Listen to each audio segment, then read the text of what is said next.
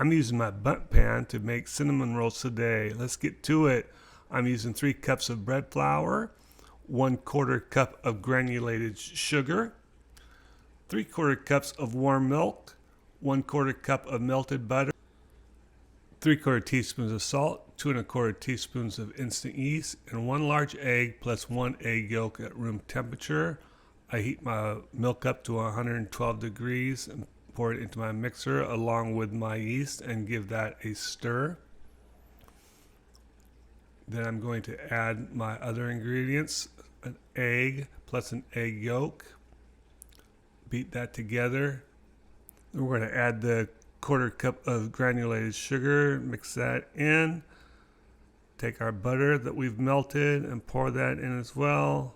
Continue the mixing, adding our salt. And now we're going to start with our dry ingredients, which is the flour.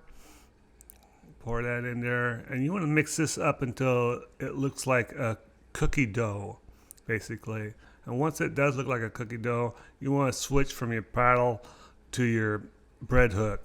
Scrape the walls around your pan before you do that.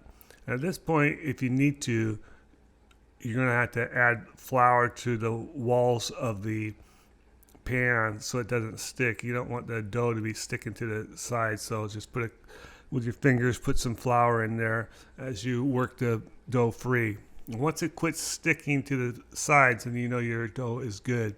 And you want to run that for about 6 minutes.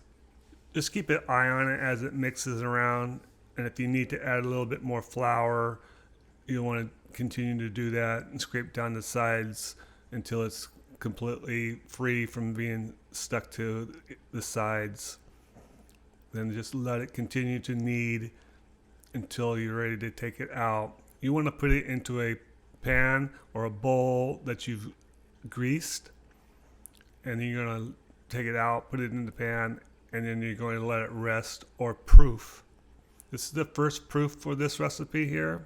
We're going to have 3 proofs altogether.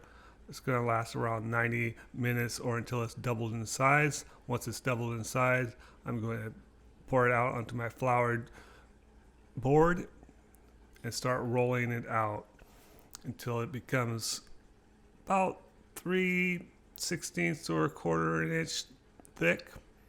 Once I'm done rolling it out, I should have a dough that is about 20 inches in the long direction, about 14 inches in the shorter direction, and then I'll be happy with that. I then add my 1/4 cup of melted butter. I like to melt the butter. It just goes on more evenly than trying to spread it out with a knife. Ensure that the whole dough is coated. Once I'm done with that, I'm going to start my sugar and cinnamon that I've already pre-mixed together. I like to use a sifter. It puts it on evenly and I can kind of control where it's going a little bit better. And once I'm done adding the sugar and cinnamon, I'm then going to add this raisins. Raisins are always optional on cinnamon rolls. Some people like them, some people prefer never to have them. I'm then going to cover it. I'm going to put this in my oven for a second proof. The oven's warm. It's probably about 100 degrees, maybe a little bit less. I'm just going to leave it in there for about 30 minutes. When I take it out from the second proof, it should be just a little bit puffier than it was when I put it in. That's what I'm looking for. And then I'm going to start rolling it up into the cinnamon roll shape.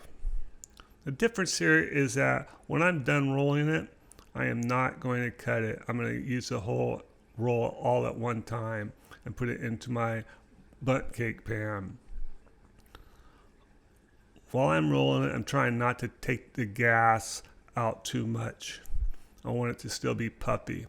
I then prepare my bundt pan by spraying it with some oil, and I begin to lift my cinnamon roll dough up.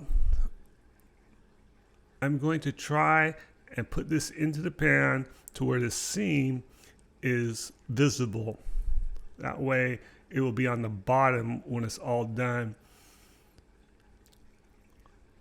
I'm going to adjust the dough to where it fits into the pan as evenly as possible. I want the two edges or ends to touch, and I'm going to pinch the seam of the roll to try and seal it so nothing comes out during the baking process.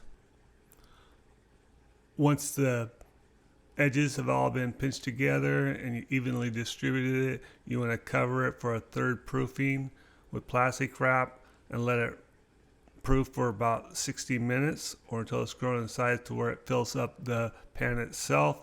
You want to place it into a 350 degree oven for 20 to 25 minutes. You do not want to overbake a cinnamon roll. You want it to be moist inside. Once it's done, you want to free it from the edges of the pan in case it has leaked anywhere.